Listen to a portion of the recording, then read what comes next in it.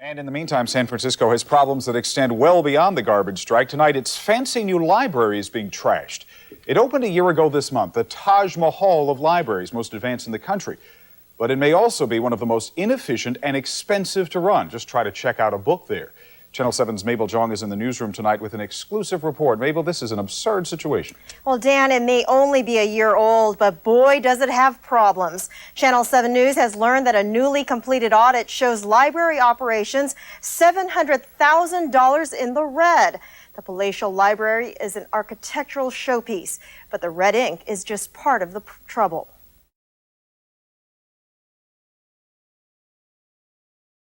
The word traditional has no place in this library.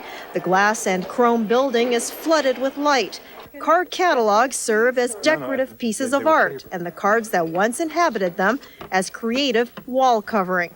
And the computers with internet access are attracting people who have never used the library system before. We are more popular than the 49ers and the Giants combined. Those crowds are one element straining this high-tech showpiece. Employees are rarely seen by patrons, but behind the scenes, they're grappling with mounds of books, returned weeks, often months ago. It was returned February 23rd, 1997, and we're 8 weeks behind on reshelving. So College student Jennifer DeLu has heard it before.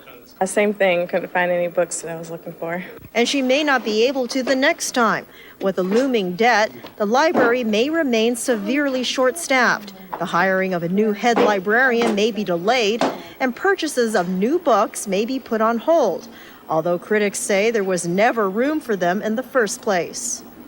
No doubt the building feels spacious enough to accommodate the tens of thousands of patrons that visit the library each week. Yet librarians say actual shelf space for books is so tight here that according to one estimate, over a third of the circulating collection remains in storage. Hundreds of thousands of books have already been given or thrown away, and critics charge with so little shelf space, that trend will continue.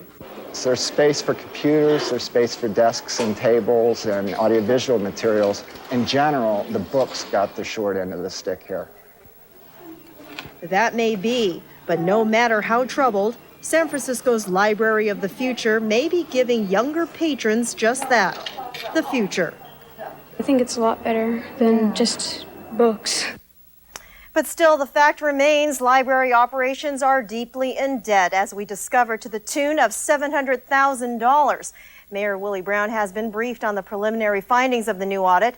He's expected to attack the issue aggressively after he returns from his trip to Philadelphia next week. Dan? Mabel, did these problems at the library begin the moment this thing opened a year ago? Pretty much.